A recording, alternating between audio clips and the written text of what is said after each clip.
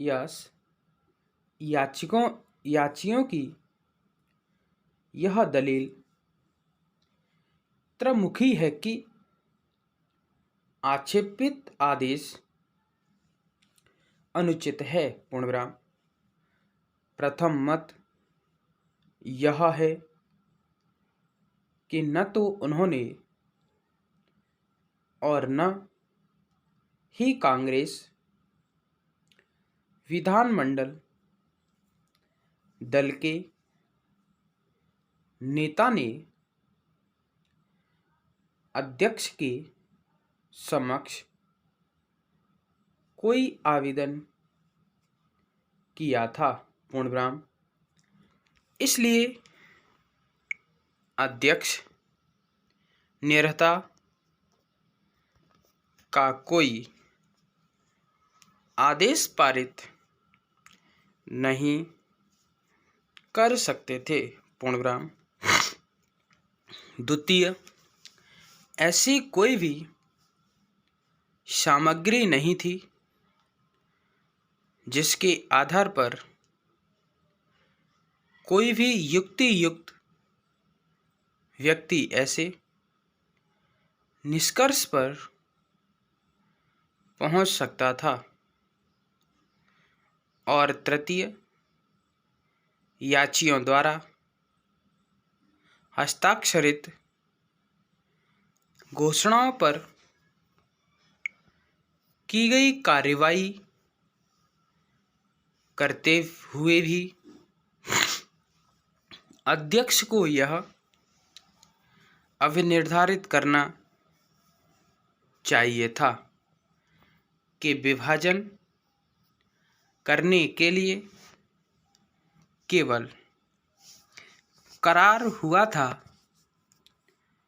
और करार कार्यान्वित नहीं किया गया था। पूर्णविराम। इसलिए उस कार्रवाई का दल परिवर्तन के कार्य के रूप में निर्वचन नहीं किया जा सकता। पूर्णविराम। रिट याचिका में यह प्रकथन किया गया है कि चौथे प्रत्याशी द्वारा अंतर्वलित और अध्यक्ष द्वारा कार्यान्वित की गई घोषणाएं नवंबर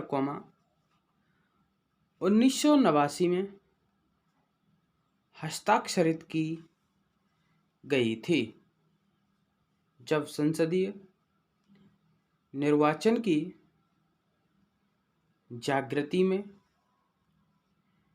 कांग्रेस दल में विवाद थे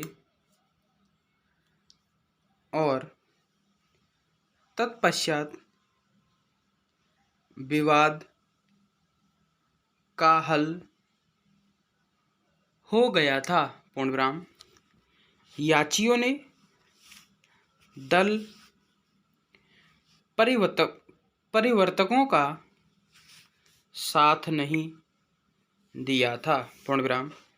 रिट याचिका के पैरा 14 में यह प्रकथन किया गया कि याचियों ने दल परिवर्तन नहीं किया, घोषणाओं में कोई तारीख या समय नहीं लिखा गया था, उन्होंने विभाजन करने के लिए अध्यक्ष को कोई आवेदन नहीं दिया। पूर्णविराम।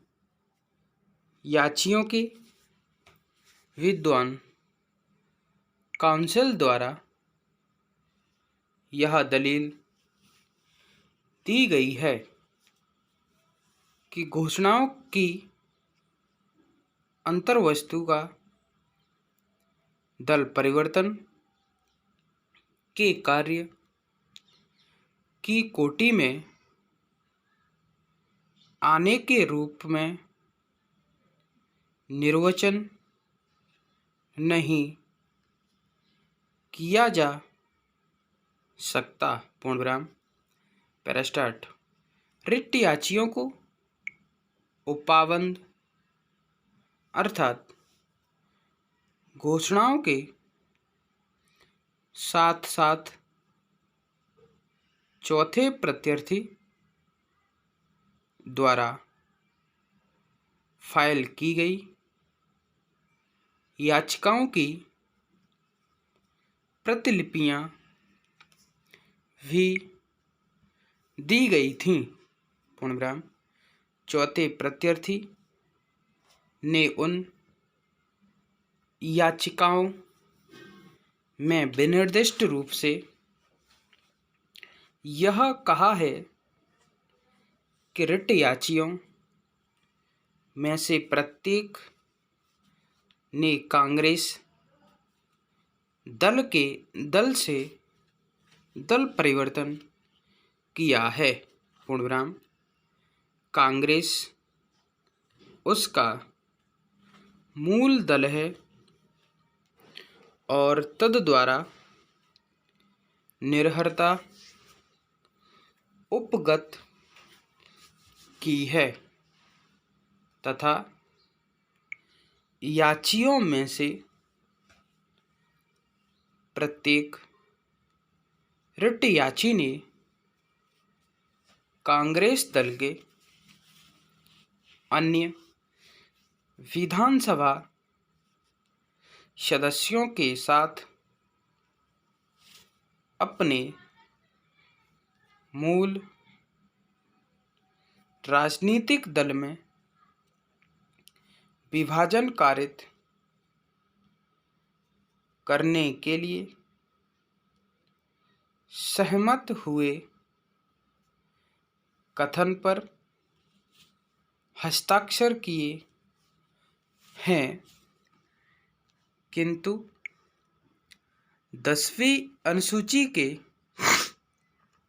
पैरा 3 के अधीन विधानमंडल के सदस्यों की अपेक्षित 1/3 संख्या के अभाव में कोई विभाजन नहीं हुआ है। पूर्णविराम। रिट याचियों को चौथे प्रत्यर्थी द्वारा फाइल की गई याचिका का परिवर्तन करने का अवसर था। पूर्णविराम। घोषणा के अभिप्राय के दृष्टिकोण से याचिका के अभिकथनों को